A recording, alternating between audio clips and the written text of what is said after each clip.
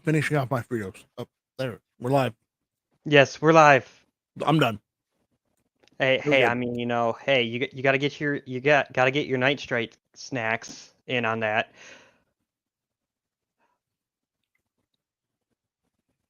I realize I'm gonna probably get hit for saying that, aren't I? What? You had to get your night strike snacks in? My strike snacks. Yes. You weren't gonna get hit for it. Hey, I just looked down right behind my chair, and who happens to be sneaking up behind me, try to get in the chair right then and there? Fire kitten. Yep. Haven't Oh, seen any pictures of him lately. How's he doing? oh, he does not like I'm gonna be home until Wednesday morning. So, because 4-day work weekend, perks of working in factory. But hey, Night Strike, where would people go if they wanted good quality firearms content without the bull crap censorship that YouTube does?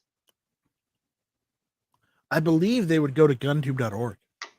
And why would they want to go to guntube.org? Because that's where you can post the videos that you can't post on YouTube anymore. All Like the good ones. say you wanted to reload to show everybody a reloading video. You'd post that on GunTube. Say you wanted to show how to assemble and clean a firearm properly. You put that on GunTube. Say you wanted to show people how to build their own AR-15 from just parts. You'd post that on GunTube because YouTube says no. And GunTube says yes. Why? Mm. Because shall not be infringed. Why? Because shall not be infringed, and I said so. I mean, shall not be infringed is the best part, but No. So But I also like today, the I said so justification too. So today we're gonna be discussing a list. I know I tried to keep it to 10, but it got to 14 of firearms that just scream America. All designed in America or made in America, strictly. Okay, post that list in the private chat on the side. Oh, you're gonna make me have to type this all out. Oh boy. Come on, you can do it. You're not a Nancy. No, and I'm You're not not a lazy like Karen. You can do it. You can do it, firefighter. I believe in you. Give me a second. It's a lot of type. Copy, paste, copy. No, it's on a notepad. Control C, Control V. No, it's like Control on a C, physical Control V. notepad.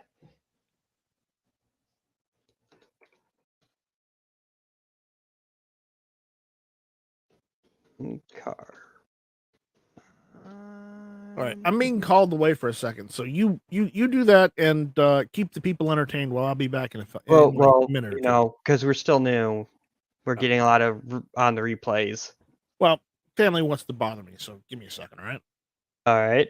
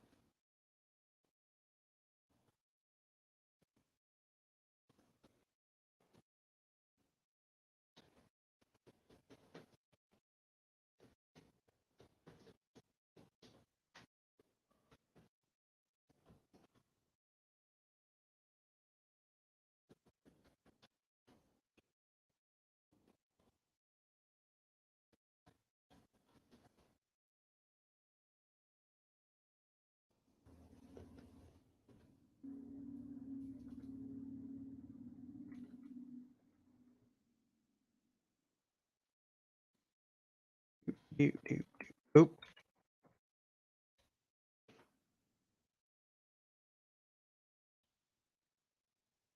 Okay, that was number 9. Then I'm going to give him number 10.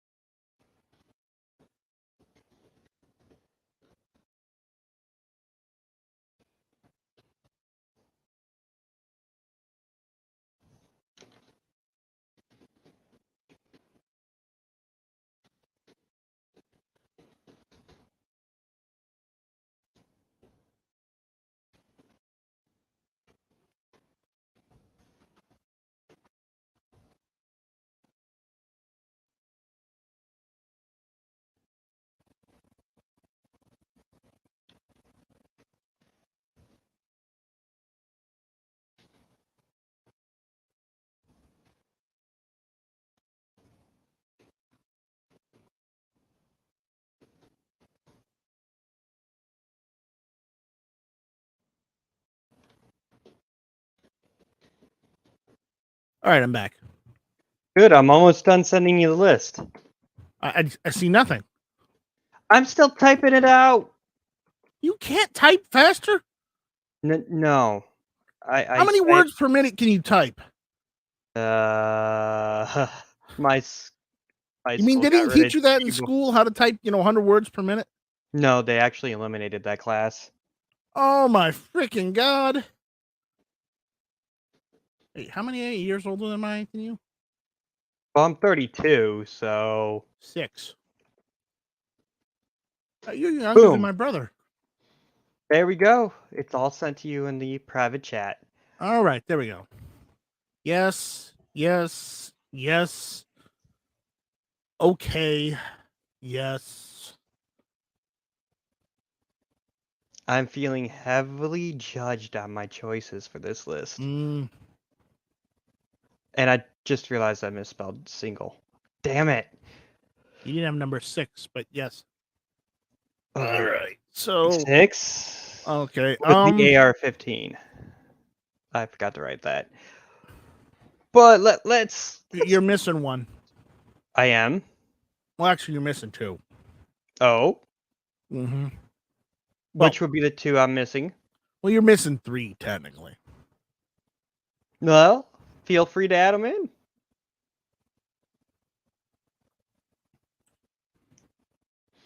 Because, if I'm missing anything, that you feel like should be on the list of guns that represent America on its for her birthday.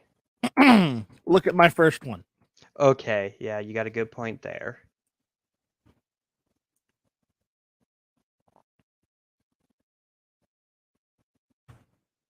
There's another one. Oh, okay, yeah, how could I forget that one? And my personal favorite.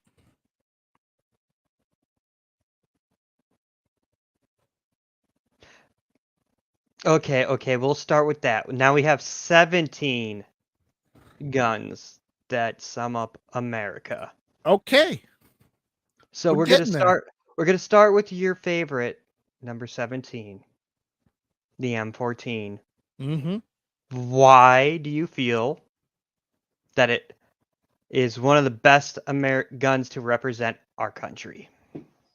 Well, it's not one of the best, but it is among the best guns that represent our country because it was what the United States military wanted from the Garand. They wanted a box fed magazine rifle that had the reliability of an M1 Garand, and that's what we got with the M14. Was it the greatest in the world? Is it great at firing full auto? Oh hell no, it was not. But the thing is, it was adopted and used in the U.S. military, and this is the stipulation, some soldiers fighting in Vietnam refused to use the M16 and kept their M14s. Eventually, they were forced to phase them out, but for the most part, the M14 has been off and on used in the United States military since its adoption. Case in point, in Iraq and Afghanistan, the M14 EBR, or as we like to call it, the M1A Scout variant, a shorter 16-inch variant, has been used in Iraq, Afghanistan, and most of the Middle East conflicts we've had, as of late. As a designated marksman rifle, if I As a remember right. designated marksman rifle, but in a 16-inch package, it's pretty good. You know what? I'm not going to say it. But I have to, for when barrel size matters. Mm. Now, Barrel size matters. now, number 16. A lot of people might disagree with you on this one, Night Strike. Unless Really? if they used it, the M60. Really? Go back and watch Mark Novak's video on the M60. I mean, it is a good video. Okay, and if you say it doesn't personify America, okay, look at every war movie and every 80s action movie and 90s action movie. What gun do you see the most as far as machine guns? It's the M60 because, the M60. Yeah. Let's see. I wonder, when did that actually leave military service? Let's see. Technically when they adopted the 249. But here's the thing. They still use it as a crew serve weapon on some vehicles. Well, according to, and we have to take this with a grain of salt. Mm-hmm. Its page on Wikipedia, it says 1957 to present, so it means it's still being used in some capacity. Yes, some capacity. Yeah, but you know what? Yeah, I mean, there's going to be someone out here that's going to over us saying it's one of the few guns that personifies America. But I mean, nobody watched Rambo. It was replaced by the 240 Bravo, and the 240 Bravo is a great gun. I'm not saying anything bad, but it ain't American. It's a great gun. It does what it does. It does what it's supposed to do just fine, just like the M60 does. But it's not. People aren't attached to the 240 Bravo like they were the M60. I mean, if you think about it, the M60 during the Vietnam War got a lot of people out of trouble. Mm-hmm. The M60 was perfect on a Huey. It just was. I mean, not to mention all the Vietnam movies that came out during the 80s and 90s, like, Full Metal Jacket. Platoon. Yes, Platoon. Let's see. Oh, well, We Were Soldiers, I think, came out in the late 90s, early 2000s. But still a great film. It was in Tropic Thunder. One of the best comedies ever. One of the best, fake Vietnam story comedies. It's like, you thought this is your story. Fuck no. I wrote this to get rich. Okay. According to what I'm pulled up here, even though it's technically phased out, still used by Navy SEALs, SOCOM, as of the late 1990s, and as of 2005, still used by the Coast Guard, Navy, and some reserve units. So it's still kicking. It still also uses a crew serve weapon too. And crew serve means they mount it to a vehicle. Okay. So on some APCs and even on some tanks, they're probably still using it. I mean, it is a very nice belt fed. Very nice, yeah. Then we have one of the guns in number 15. The one that personified the United States towards the end of World War I. Into World War II and early Cold War. Created by St. Browning himself. The Browning automatic rifle. Do we need to say more on that? Because I love the M1 Garand in 30-06. Love it to death. But the problem is the Browning automatic machine gun is 30-06. With the 20 fire. But it was also set. The Browning automatic rifle also had a selector where you could go to single shot only and use it as a normal semi-automatic rifle. I forget, how big is the barrel on that gun? It's a heifer. It's, I think, let's see. I think it's 20 something inches. The barrel length 24 inches. Holy crap. Imagine the accuracy you could get out of that on single fire mode. I mean, the last variant, the Colt Monitor, which the FBI were using, they shortened the barrel down to 18 inches, and that was enough too. So Damn. And not to mention, it was also one of the favorite guns used by Bonnie and Clyde. wow. If I remember right, Clyde Burrow had one that he chopped down to hide under a trench coat. And he called it, I think, a whippet gun. So, I mean... I mean, it was loved by all. Until it is loved. It would still be loved if it Well, wasn't for, you know... Can we just, take number 14 and just say just the Thompson submachine gun? It doesn't matter whether it's the 1921, the 1928, or the M1 Thompson. It was it was literally just the Thompson submachine gun overall, because it was because the only difference between the 28, the 21, and the M1 is the M1 just couldn't mount the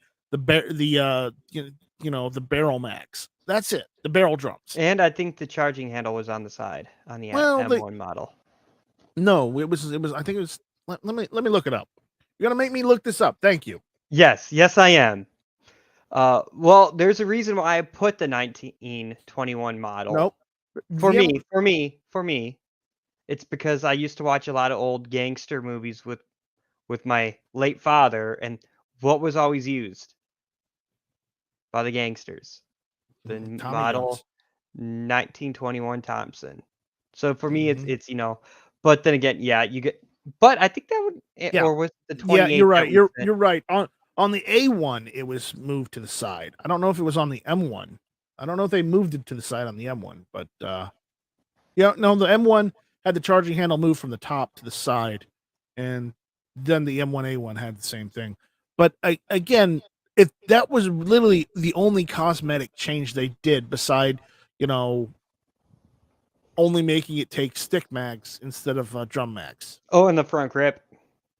Well, not really a front grip. The handguard. They made a proper handguard for it. Yeah. Instead of pistol grip. But think about it. Here's the thing: you can put an M1 Thompson handguard on a 1927, 1928, a 27, or a 21, and not have the ugly, pistol grip. That is fair enough. Also popular by the gangsters and the FBI. And not to mention, it was designed for World War I, but never made it. It never made it because it was, General. He wasn't General. Colonel Thompson, I think it was. He just didn't get it into the. No, he was General. General Thompson couldn't get it in. Apparently, he did become a general. I thought he was a colonel at the one. Anyways, I must be thinking of somebody else. But General Thompson, he developed that gun, and it's still made today. He designed it. I mean, imagine how much it would have sucked. The only problem, a German, if entered the trench, if we got those in the war fast enough. The only problem of a Thompson, okay, and this doesn't matter whether it's a 21, a 27, a 28, or an M1, okay, or an M1A.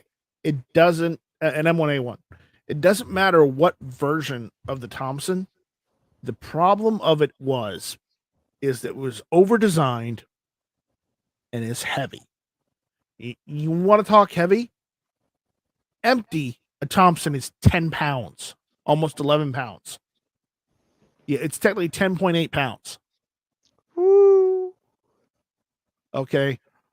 And honestly, if it was me looking at the receiver and how it and the innards of working in it, and of what we know about manufacturing now, it would be better to do a folded receiver instead of a full on blown uh milled receiver that they used, because it's way too heavy. You could probably get away with using a folded receiver these days, Yeah, you probably making it could, much making it lighter. out of stamped metal. Because most of the force is absorbed by the recoil. So, and the fact is, we're just using 45. You're not using like 308 or 30-06. So, a stamped receiver could handle it. Now we got to move on to 13, and it is a lever gun, or if you're a Yankee Marshall fan, lever gun. The Winchester 1894. Tell me one gun that you don't hear spaghetti western that you don't think of that is not at least a Winchester Well, lever action. You're forgetting one very important thing. Oh, what am I forgetting? My good Night Strike. Who designed the Winchester 94? I'm gonna say it is the patron saint of American firearms design, John Moses Browning. Ding, ding, ding! You are correct. Which is kind of funny how much of this list has been designed by him. Oh, we got to throw another one in there. Oh, another gun that we haven't done. The because if I remember right, it was the 1894 that gave us 30-30. Well, not I think. specifically the 1894, but another one we're missing is the Winchester model 1897 shotgun.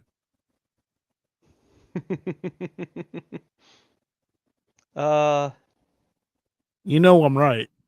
Yeah. But guess who also designed that? John Moses Browning. Yeah.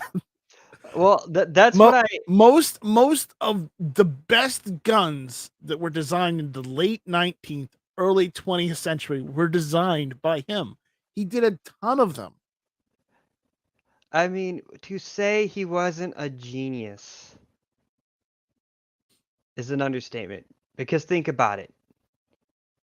I mean, There's a lot of gun designs today that are still using stuff he invented and patented. he even designed the Winchester 1892 besides the 94. Which is, if I remember right, the 92 was the lever action shotgun, right? It was it's a lever action repeating rifle. Okay. People get the 92 and the 94 mixed up because they're literally the same gun. They're just in different calibers. Yeah, but I mean, because the 92 came in it was in 3220 Winchester, 3840 Winchester, 4440 Winchester, 2520 Winchester, and it was in 218B late production. Okay, I was just gonna be like, wait, were you like quoting a regulation or here or something? I was quoting a Wikipedia article. Okay, but here's the thing: I've read that in books too. I mean, by the way, the 94 Winchester was in more cartridges than just 3030. It was also in 3240 Winchester, 3855 Winchester, 2535 Winchester, 32 Winchester Special, 730 Waters. That's an out there cartridge. 307 Winchester, 356 Winchester, 375 Winchester. Your favorite 357 Magnum. 44 Remington Magnum. Well, I wouldn't say exactly my favorite, but a favorite. But a favorite. A favorite. And one thing to note, that if you have a 94 that shoots 357 or 44 Magnum, you can use 38 Special in the 357 Magnum rifle, and you can use 44 Special in the 44 Magnum rifle. Just a tip. There was also in 444 Marlin, 45 Colt, 450 Marlin, and 410 bore, which is basically 410 shotgun. Why would you want one of those in 410? Because if it's in 410, you can shoot 45 out of it too. Seriously? Yeah, 45 Colt. Nice. Wait, so if I got one of those Henry 410 axes, I could just... Ooh. It would not be advisable to shoot a 45 Colt round through a smooth bore barrel. Just let me put that.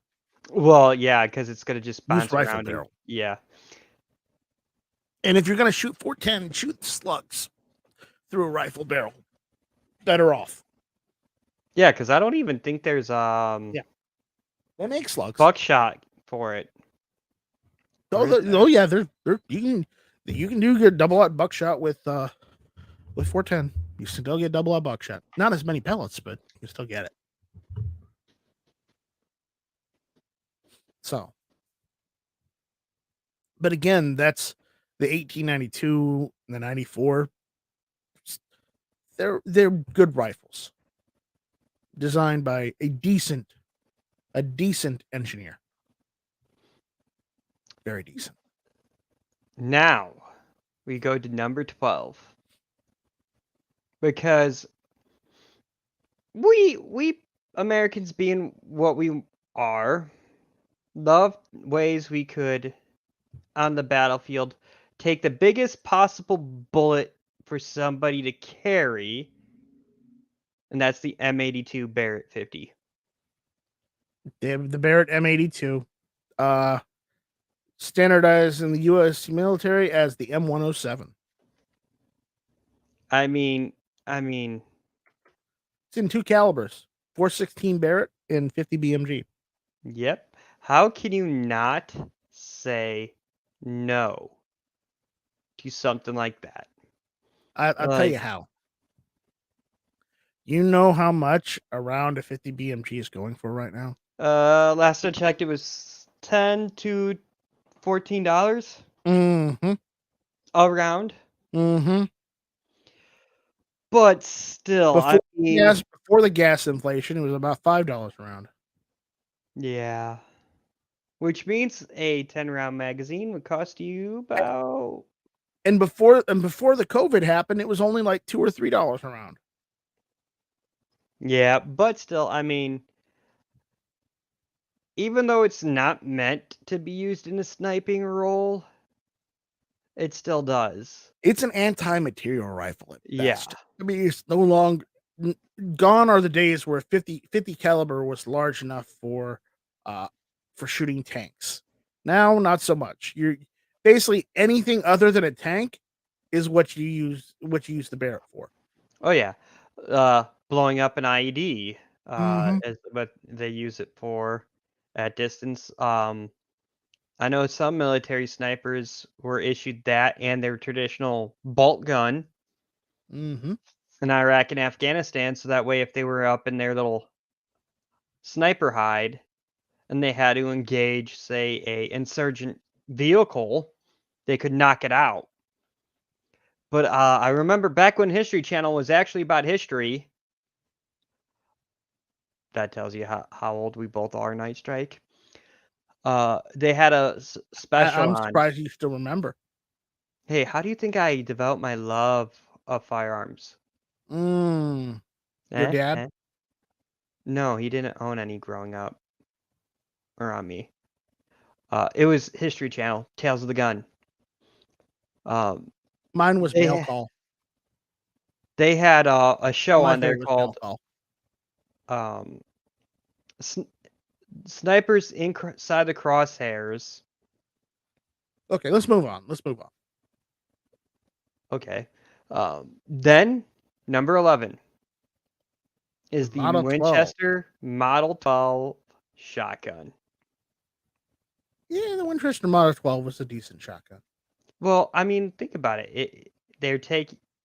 John Moses Browning took what he learned from the earlier shotgun we discussed, mixed a few things around, and came up with, you know, Oh, an improved version. he worked with TC Johnson on the Model 12. Yes, we got to give TC Johnson some credit there too.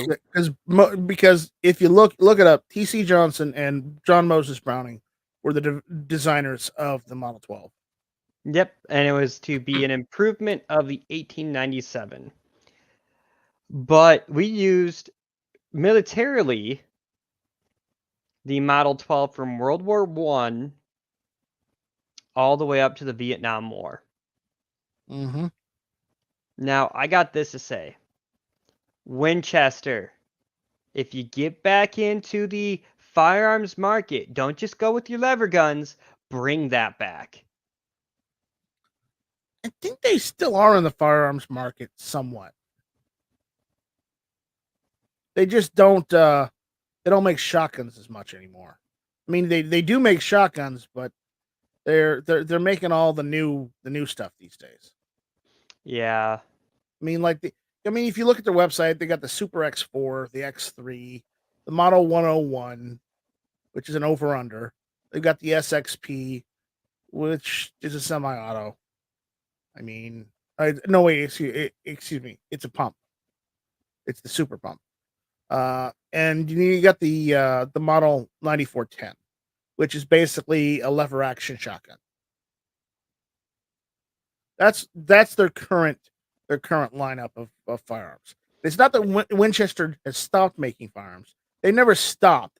But the problem is that they're not making a lot right now. They're getting back to it, but again, it's Winchester. Yeah, well, from what I'm reading here, because I typed it up, Check out their website, winchesterguns.com. It said special production examples were produced by Winchester, the U.S. Repeating Arms Company, and Morocco after 1964 through 2006 throughout specialized gun collector purchase programs, but the perfect repeater shotgun was never mass produced after 1964. The U.S. Repeating Arms Company, subsidiary of FN, announced a complete closing of their New Haven, Connecticut in 2006, thus ending the Model 12's long career of 95 years. Um, But the reason why I have this on there, here's the thing though. Winchester's headquarters is still in New Haven, Connecticut. nice. The sad thing is that, they stopped making it after 95 years. What's that saying? If it ain't broke, don't fix it. Mm-hmm. They should have kept producing it. But the Model 12, like its predecessor, the Model 1897, also had no trigger disconnect. Which means you could do Slam what? fire. It means slam fire. It means holding down the trigger and just pumping the action. Which, if you were on the receiving end of that, you wouldn't want to be. Now, for our number 10 Night Strike, do you feel lucky? Well, do you? Punk. That's right. The Smith & Wesson Model 29. Model 29, yep. The Or if you can't find an original Model 29, you will have to settle for the modern version of the 29, which is the Model 629. I'd take either. Yeah. I mean, personally, I would take the 629 or the 29, whichever I could find for a decent price. Because at the end of the day, the 629 is just the modern version of the Model 29. Anybody tell you, if anybody says, "Oh no, they're different guns," okay, one looks older than the other, yes, but that's because they improved the design. They improved any problems that were with the design of the original 29 into the 26 to make it a safer gun overall for people to fire. I mean, if you don't like safety, Well, then I guess you don't like safety. We could say that the 29 pumped the Magnum pistol rounds into the next phase. Because before that, what do we have? 357. At 357, yeah. Then 44 comes along. Yep. And then 44 takes it to the next level. And then now we have all the crazy, Magnum revolver rounds going all the way from 41 to 500 Smith & Wesson Magnum. If it wasn't for this gun and the 44 Magnum revolver, we would have I mean, nothing else. I think technically they still do make the 29. It's just I'm looking now. I think they do still technically make it, but I'd rather have a 629 honestly because it's they really buffed up the receiver. Yeah, and this ooh. You do not want to know that serial number that they start at MSRP wise. The Oh, I know. 629. Oh, I know. But again, the Model 29 or the 629, same gun. It really is. Mhm. But they're still beautiful. Not arguing that.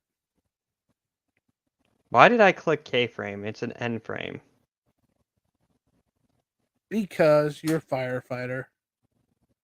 That and I was just distracted by the beautiful high polish of them. Sorry, I was drooling a little bit, but yeah, they still make the 29 all right. Yeah, they do. Just maybe you might want to trade in your M1 carbine for one. Yeah. That's a no. Why? Because I have a carbine and you don't. Sorry, I had to. Well, you know what? You know what? I've got an M14 and you don't. Fair point. Then we have possibly the one shotgun most Americans have owned, fired, or been in proximity of, which is our number 9. Because, I'm we're not a getting fan of into, this one. nor am I, but it's probably the most common shotgun in America. But they stopped making them. Yes, they did. Sadly. Bad move, Remington. Bad move. Is the 870. Yeah, well, it's because they caved into a lawsuit. They should have caved in. They could have won that one. They could have. They could have. They could have. But think about it. Almost everybody has in their existence, kind of like, 5 degrees of separation with Kevin Bacon, then 5 degrees of separation from an 870. Yeah, I know. I know. I mean, heck, it was one of the first shotguns I ever learned to shoot. Even though I prefer something based on an Ithaca model 37 style, which is the top ejecting bottom feed style. But I mean, you really can't argue with it because Let's keep going. It sounds like I may be having to leave soon because of family. all right. Then number 8 is probably the most owned 22 rifle ever, the Ruger 1022. The Ruger 1022. Hmm? Ruger 1022. Yes. Okay. I mean, I have one. I don't. And I love it. I got a Savage 64 instead. See, that's the other 22 everybody starts You know off why? with. You know why? Because the Savage 64s usually went between $99 and $129 instead of say $300. Fair enough, but it's quintessential American because almost everybody shot one at this point. That's in the Yeah, I know. Now we move to number 7. We're going OG, very first 45 the Colt Single Action Army. Mm, One of the few guns that actually tamed the Old West. no, that was the New Army.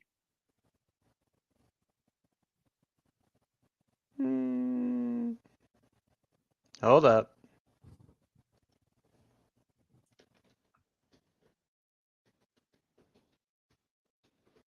Look up Colt New Army. Well, that was the 1892, which was 38 long Colt. But before that, we were No. predominantly. The Colt New Army was 1864.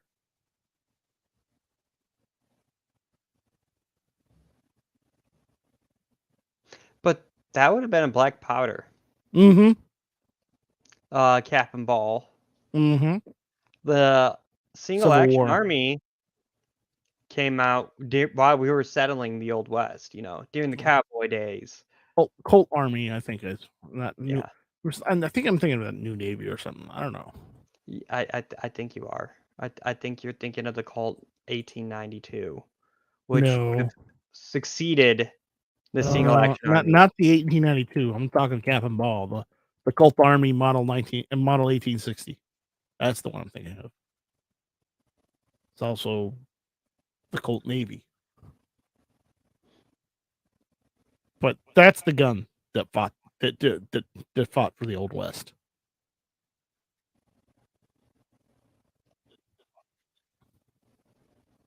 Up until they stopped doing cap and ball, people still carried cap and ball revolvers up until the point where everybody adopted cartridges. You do realize that, right? Yes, but I'm still saying, this had a hand in helping tame the West, my good sir. It had a hand, but I'd say it would be more appropriate to say you saw more Cap and ball's probably more out there. 1860 Colts than you saw, model 1892s or even single action army. Hey, I just want to say this. The Single Action Army was still carried in World War II by a badass general. Oh. Yeah, I like single action army, but again, it's just I like the Colt 1860 better, honestly. But it's just your list, okay? So, moving on. Now we move to number 6. The one gun modern politicians want to ban the most of. That is America's rifle, the AR-15. The scary black rifle. Woo! Oh, so scary. Oh, so scary. With red But I helmets. mean, I would place it much higher on the list, but it's where it's at because it's one of the most versatile rifles on the Because face of the it's earth. America's second rifle. Yes. But a lot of the younger people than us would say it is currently America's modern musket. It is the rifle that personifies America right now. Yes. Like it or not. But because so many people have one now. Hey, I've been thinking about building one in 450 Bushmaster I've been thinking about building one in 50 Beowulf. Ooh, you got me beat there. But now we're going to go to our number 5 of the most American guns ever, and that's the Smith & Wesson Model 10. Hey, it was on the hip of almost every lawman for years. I know, but keep going. All right. Number 4, it's near and dear to my heart because I own one. It's the Colt 1903 Pocket Hammerless in 32 ACP. That makes me want to go and fight off the Pinkertons and go to a whatchamacallit, what is it? What do they call those illegal bars? Speakeasies. Yeah, go to a speakeasy and I don't know, fight, rob a bank or something. I don't know. I mean, well, yeah. I mean, it was one of the most common guns around then. Like cops carried it, gangsters carried it. I mean, it was up until the 20s, it was still a very popular gun. I Because mean, because it was a pocket gun. that and there's something about it. Like you get one of those old school early 20s style shoulder holster rigs, and it just sits there nice. So if you're wearing one of those nice suits from back then, easy to reach for, you know? You know, here, remember, they made two versions of the 1903. They made the one with the pocket hammer and the pocket hammerless. And we're specifically stating the pocket hammerless in We're saying the 32 pocket ATP. hammerless, but we have to mention that pocket hammer because it was literally the same gun with a hammer. That's it. And I think it was in 38 Super. Mm. Yeah. It was also in 380. Well, the 1908, which was the basically a little bit bigger version of the 03, was in 380 The 03 also. was in 32 ACP and 380. Mhm. Okay. The the hammerless. And I think the hammer was in 38 ACP. Now, we're getting to number 3, and that is the M1 carbine. Yeah, you would do that. Oh, come on. Come on. It was invented Rub it in some basically- more, please. Let me Basically, rub it in so I can feel it. well, why would I do that, Night Strike? Fire Kitten would, but I wouldn't. Fire Kitten already has. Basically, they had troubles inventing this gun, and it took a convict to figure out how to create the gas system for the M1 carbine. A convict who was serving a life sentence. His name was Carbine Williams. Carbine Williams. Well, that was his nickname. Well, nickname, but you know, that's what he went down in history as.